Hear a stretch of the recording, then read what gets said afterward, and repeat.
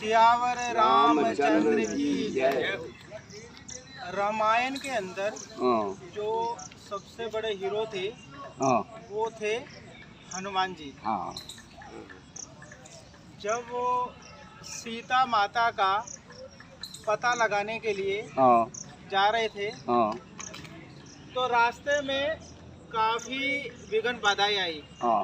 सिंह का राक्षसी आई थी, लंकनी आई थी, और भी कई बाधाएं आई थी, और वो सभी उन्होंने आसानी से पार करके लंका में पहुंच गए।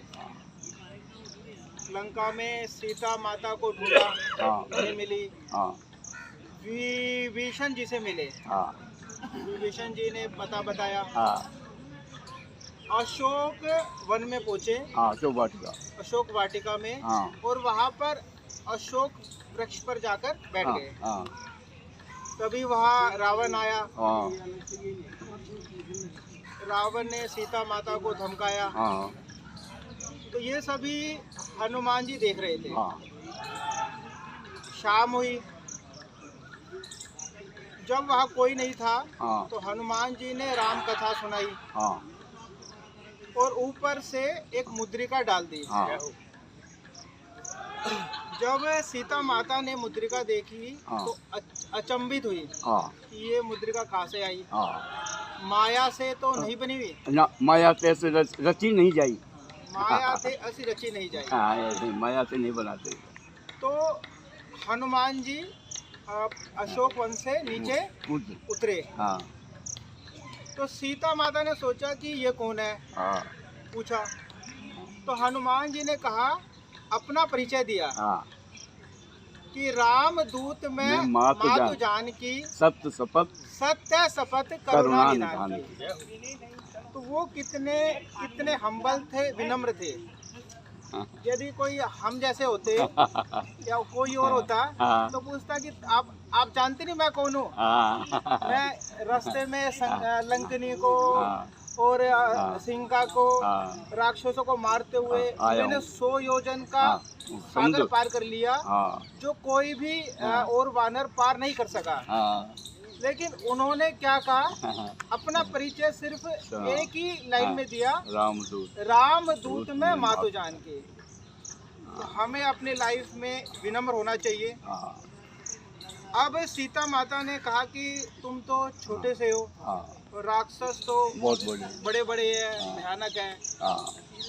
तब हनुमान जी ने कहा कि मैं देखने में छोटा हूँ, लेकिन उन्होंने फिर अपना आकार बड़ा किया और दिखाया कि मेरे अंदर काफी बल है।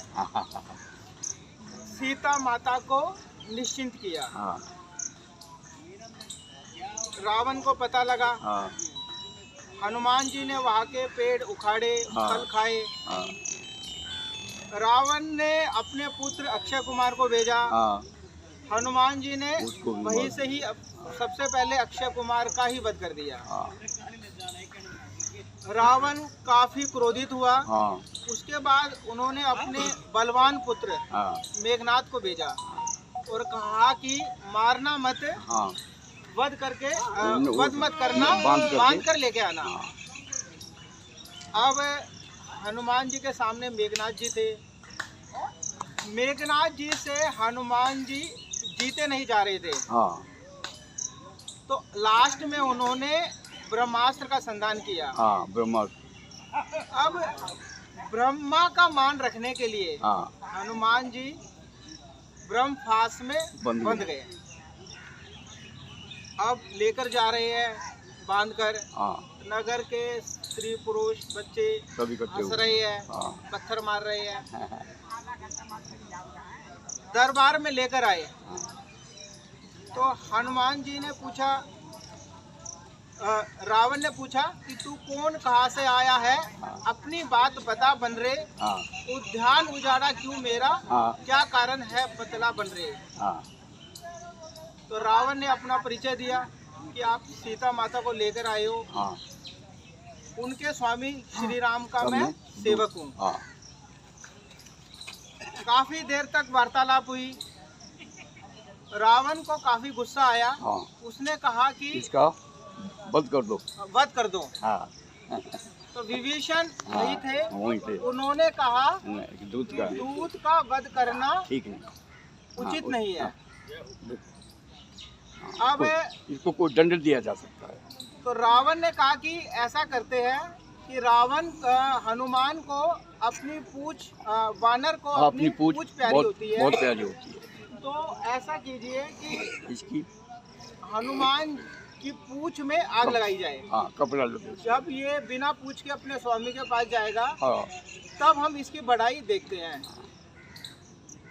ऐसा ही किया गया। पूरे नगर का घुमाया गया। तेल, हाँ। कपड़े सब खत्म हो गए, लेकिन पूंछ सही तरह से नहीं बन पाई। पूंछ बढ़ा ली ना बहुत काफी। हनुमान जी ने अपनी पूंछ बढ़ाते गए।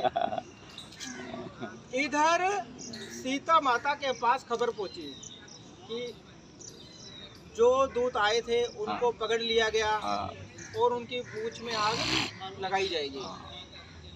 सीता माता को काफी दुख हुआ और उन्होंने भगवान की प्रार्थना की कि वो अग्नि हनुमान जी के लिए शीतल हो जाए। अब पूंछ में आग लगाई। हनुमान जी ने उस आग से सारी लंका जला दी। अब हम सोच सकते हैं कि यदि किसी की भी पूंछ में या कहीं भी आग लगाई जाए और एक भी अंग या एक भी दाना ना जले, ऐसा हो सकता है? नहीं हो सकता। उसके पीछे सीता माता जी की जो प्रार्थना थी वो काम कर रही थी। तो ऐसे ही हमारी लाइफ में यदि हम काफी आगे बढ़ जाए, काफी कुछ अचीव कर जाए, तो जरूरी नहीं है कि वो हमारी किस्मत और हमारी भाग्य की वजह से ऐसा हो। वो जो हमारे अपने हैं, हमारे साथी है, उनकी प्रार्थना के वजह से हम लाइफ में आगे बढ़ सकते हैं।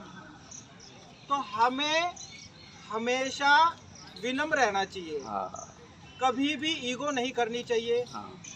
इसका सबसे बड़ा उदाहरण हनुमान जी है, जो इतना बल होते हुए भी उन्होंने कभी भी ये नहीं कहा, अभिमान नहीं था उनके अंदर, कि ये मैंने किया है।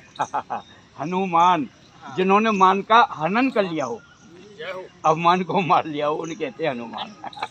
तो लाइफ की ये बहुत बड़ी सीख है कि हमें कभी भी ईगो नहीं करनी चाहिए।